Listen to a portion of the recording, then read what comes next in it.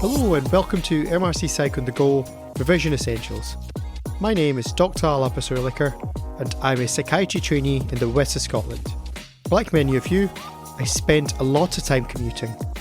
This was valuable time that I could have spent revising for the MRCPsych examination. And so, I've started this podcast to help you revise on the go. Each episode breaks down one high-yield topic mapped to the syllabus.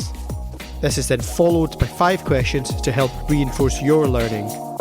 So, grab your headphones, turn travel time into revision time, and let's get started. Let's begin by exploring reasoning. Reasoning is the cognitive process used to draw conclusions from information or evidence. The study of reasoning has long interested both philosophers and psychologists. Ancient Greek philosophers, such as Socrates and Plato, explored how logical thinking could be used to reach reliable knowledge. In modern cognitive psychology, reasoning is commonly divided into deductive reasoning and inductive reasoning. Deductive reasoning begins with a general rule and applies it to a specific case. If the premises are true and the reasoning is valid, the conclusion must also be true. For example, if all humans are mortal and Socrates is human, then Socrates must be mortal. Remember, deductive reasoning moves from general principles to specific conclusions. Inductive reasoning works in the opposite direction. It involves drawing general conclusions based on observations or specific examples. For example, after observing many patients improve with a treatment, a clinician may conclude that the treatment is generally effective. However, inductive reasoning does not guarantee certainty because conclusions are based on probability rather than logical necessity. Remember, inductive reasoning moves from specific observations to broader generalizations. Another important area of cognitive psychology is problem solving. Problem solving involves identifying a goal and determining the steps needed to achieve it. Psychologists have described 2 main strategies used in problem solving: algorithms and heuristics. An algorithm is a systematic procedure that guarantees a correct solution if followed correctly. Algorithms examine all possible options until the correct solution is found. Although algorithms are accurate, they can be slow and require significant cognitive effort. Remember, algorithms are systematic procedures that guarantee a correct solution. Now, let's look at heuristics. A heuristic is a mental shortcut used to simplify decision making. Heuristics allow people to make rapid judgments using limited information. The modern study of heuristics was developed in the 1970s by psychologists Amos Tversky and Daniel Kahneman, who showed that people often rely on mental shortcuts when making judgments under uncertainty. Their research demonstrated that while heuristics make thinking faster and more efficient, they can also lead to predictable errors in reasoning, known as cognitive biases. Several common heuristics have been described in cognitive psychology. The availability heuristic occurs when people judge the likelihood of an event based on how easily examples come to mind. For example, after seeing several news reports about plane crashes, a person may overestimate how common they are, even though flying is statistically very safe.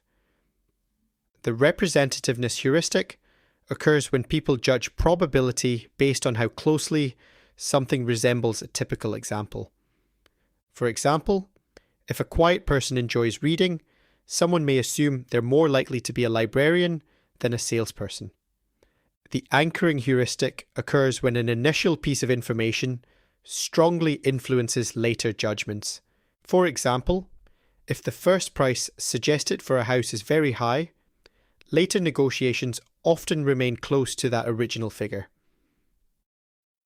while heuristics are efficient and often useful, they can also lead to systematic errors or biases in judgment. Remember, heuristics are mental shortcuts that simplify decision-making, but may introduce bias. Why is what we learned today clinically important? Reasoning and decision-making influence many aspects of clinical practice. Clinicians often rely on mental shortcuts, known as heuristics, when making rapid judgments during assessment and diagnosis. For example, the availability heuristic may lead a clinician to overestimate a diagnosis that has been seen frequently. The representativeness heuristic may lead to assumptions based on how closely a patient's presentation resembles a typical case. While these shortcuts can help clinicians make efficient decisions, they may also introduce cognitive biases that influence diagnostic reasoning. Awareness of these biases helps clinicians reflect on their thinking and make more accurate clinical judgments. Remember, heuristics can assist clinical decision-making, but may also contribute to diagnostic bias. Now, let's test your recall. I will read out 5 exam-style questions. After each one, I will pause for 10 seconds so you can attempt the answer before hearing the explanation. Question 1. A student concludes that if all mammals have lungs and a whale is a mammal, then a whale must have lungs. Which type of reasoning is being used?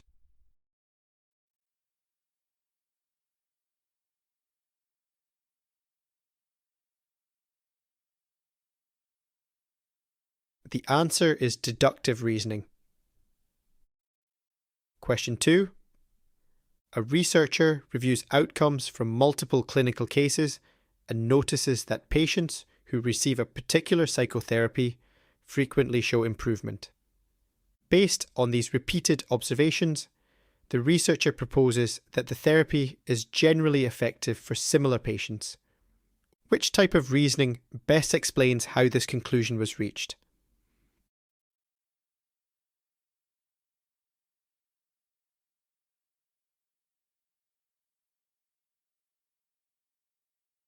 The answer is inductive reasoning. Question 3. A mathematician solves a problem by systematically testing every possible solution until the correct answer is found. Which problem-solving strategy is being used?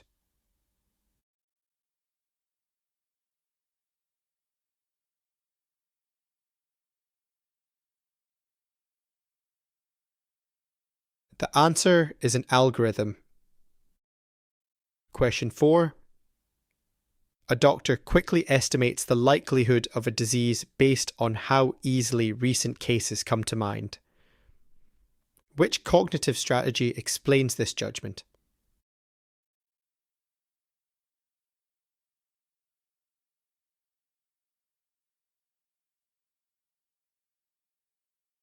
The answer is a heuristic, specifically the availability heuristic. Finally, question 5. A psychiatrist diagnoses a patient with a condition that they have encountered frequently in recent weeks, even though the patient's symptoms only partially match the typical presentation. Which factor may have influenced this clinical judgment?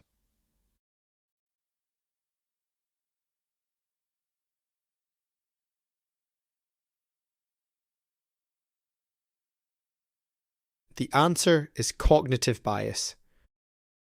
If you paused and attempted the questions, well done. Testing your recall like this is one of the most effective ways to prepare for the examination.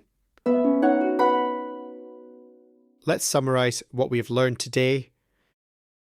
Reasoning allows individuals to draw conclusions from information and can occur through deductive reasoning, which moves from general rules to specific conclusions, or inductive reasoning, which develops general principles from observations. Problem solving may involve algorithms, which are systematic procedures that guarantee correct solutions, or heuristics, which are mental shortcuts that allow faster decision making. Although heuristics are efficient, they can also introduce cognitive biases, which may influence judgment and decision making in clinical practice. Understanding these processes is important in psychiatry because clinical decision making often relies on reasoning and mental shortcuts. Thank you very much for listening to this episode of MRCPsych on the Go Revision Essentials. I hope this episode helped to move your revision forward. If you have any questions or just want to continue the discussion, you can find me on LinkedIn at MRCPsych on the Go, spelled MRCPysch on the go. This podcast is about making revision accessible. If you found it useful, liking and sharing it with others helps the goal more than anything else. That's it for today. I'm Dr. Alapis Ehrlicher, and as always, keep revising on the go.